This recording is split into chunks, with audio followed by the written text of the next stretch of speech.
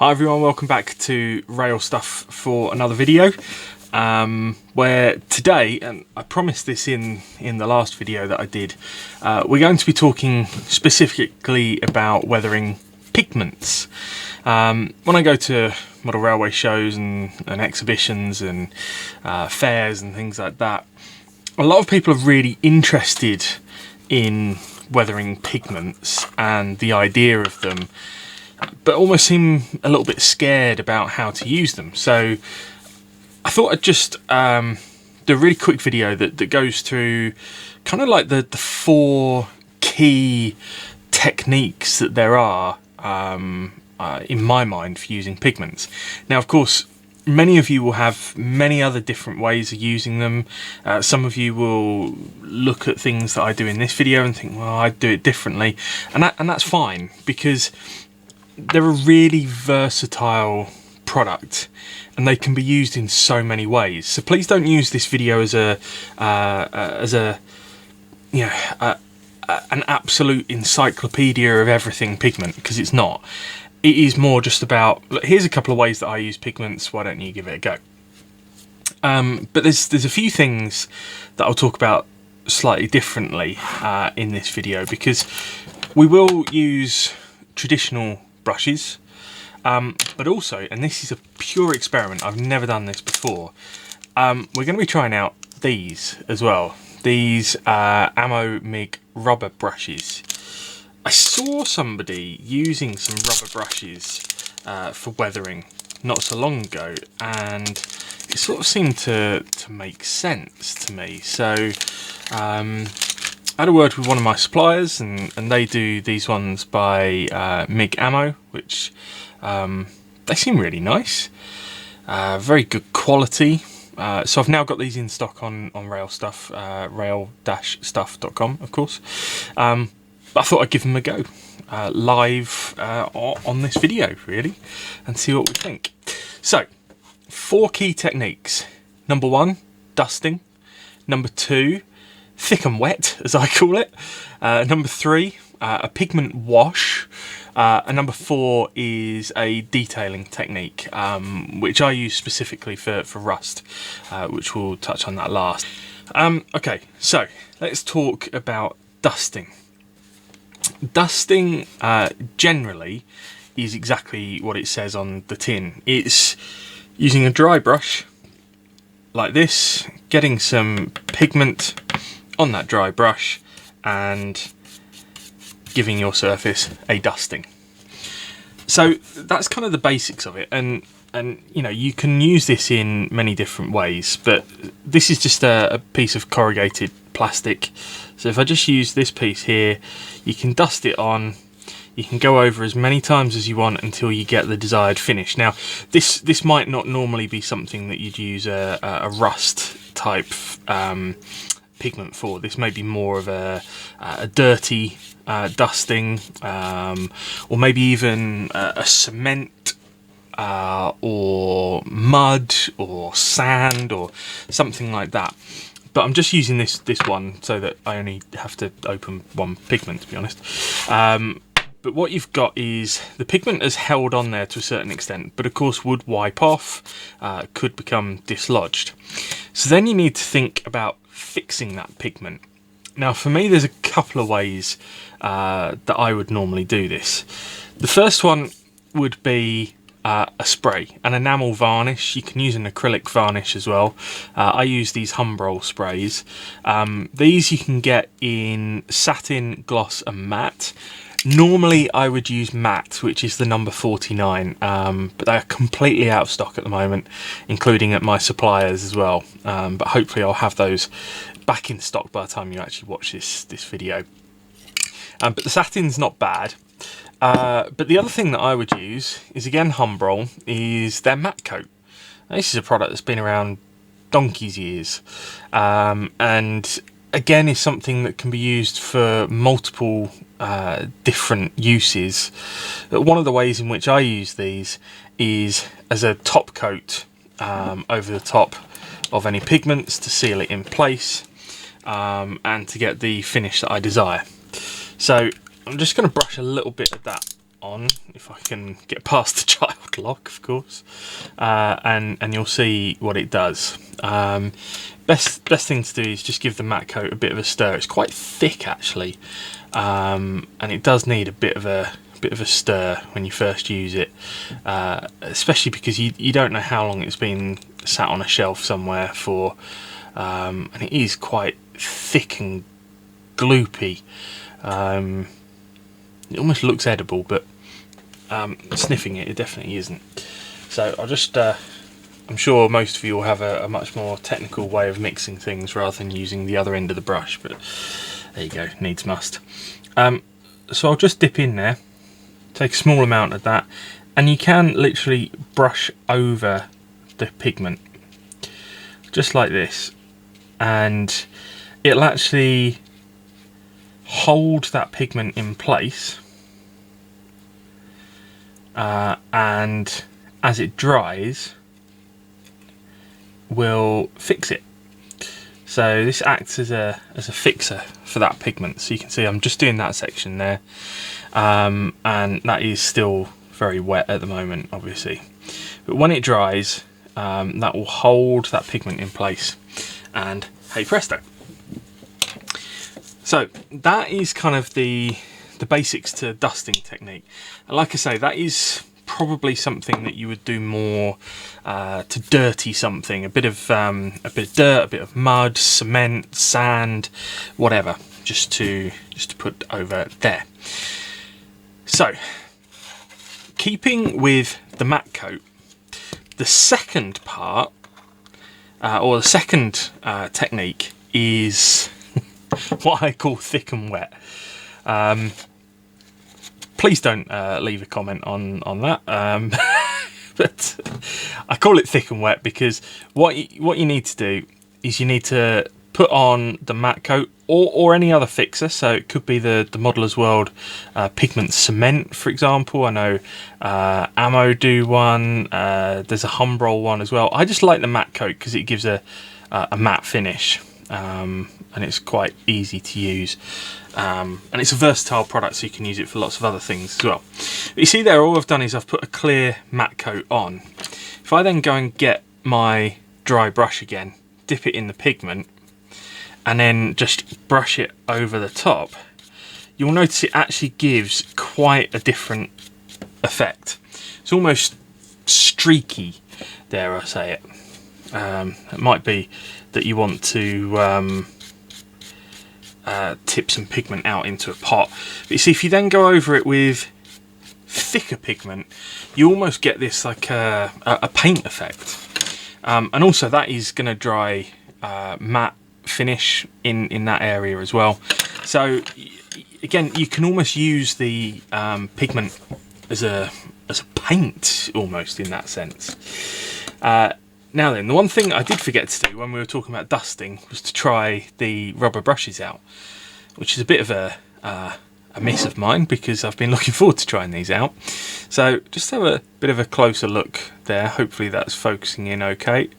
It's shaped like a normal paintbrush, but that is rubber. It's quite sticky, or grippy, I suppose, and soft and flexible. But let's just try it. So I've dipped that into the pigment there. Let's just try it on this section here. And it's quite good actually for giving you a nice control over the coverage. And you can even, if you turn the brush on its side, you can get into nooks and crevices a little bit easier as well. So maybe this is a fifth technique, because it's not really a dusting, it's a little bit more precise than a dusting, but yeah, I'm going to experiment more with those in the coming weeks and see if I can really get to grips with their best use. But there's something quite nice about that. You can put it on a bit thicker as well, and the pigment actually sticks to the brush a little, because it is so rubbery and grippy. And it feels like you've just got a little bit more control over how much pigment you actually get onto the surface. So I quite like that. So we'll come back to that in the future.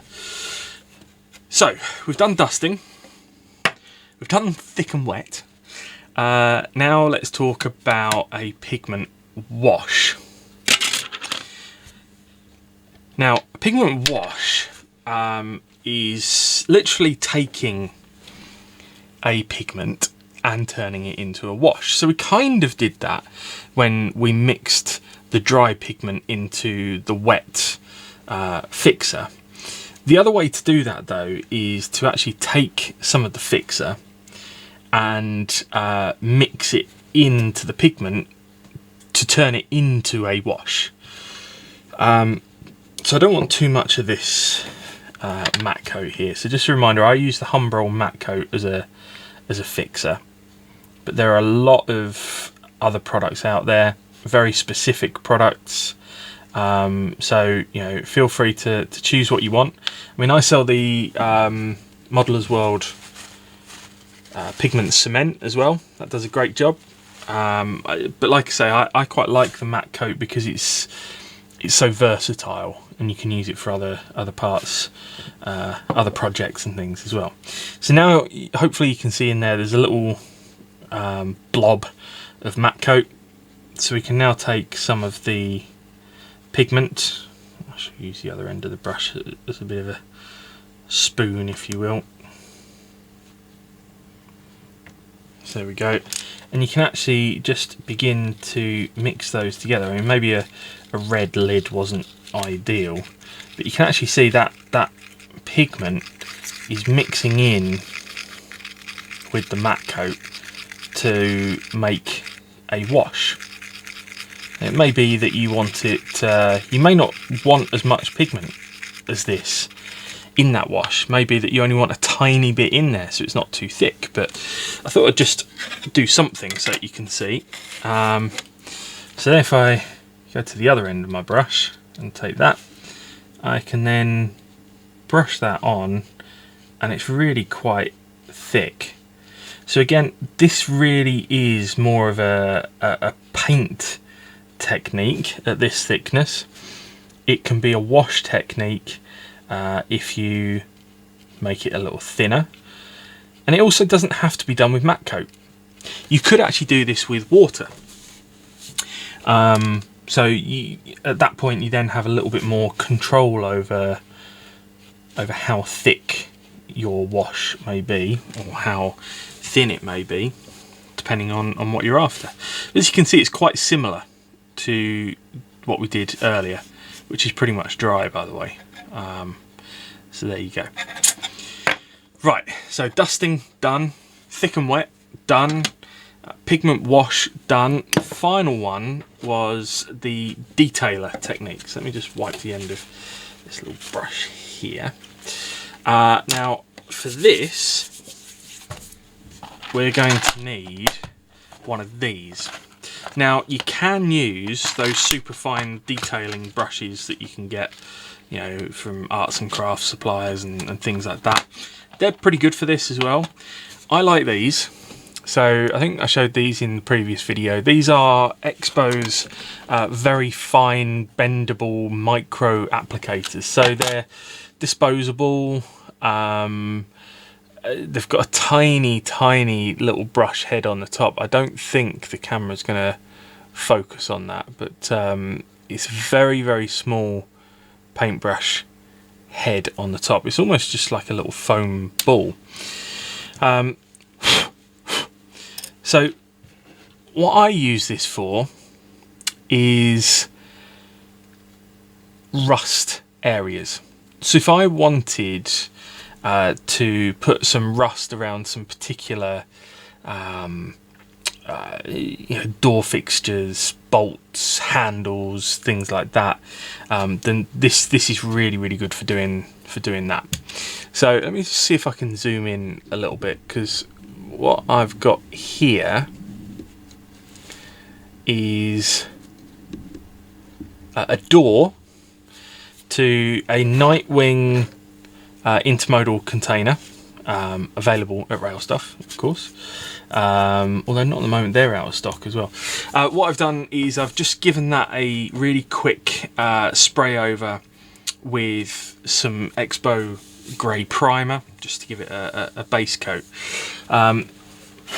We have got a little bit of pigment on there from what we've been doing earlier, but no worries. It's just an example. Now, what we do here is we get some of the matte coat and we give this a matte coat base. So it's always a nice thing to do on plastic kits anyways, to give it a nice matte coat base, because then it's going to dry nice and matte and lovely. Yeah, matte coat does exactly what it says on the tin, really. So there you go, I've just given that a brush over. Now, critical thing is to do this next bit whilst the matte coat is still wet. So I'm going to dip into the pigment, and you might just see there's a couple of little bits where the bolts of the container go across. I'm actually going to just dab the rust pigment into the matte coat in that general area, because I want rust around these bolts here. So I'm doing it a little bit more than I might normally, because I want you to be able to see what I'm doing.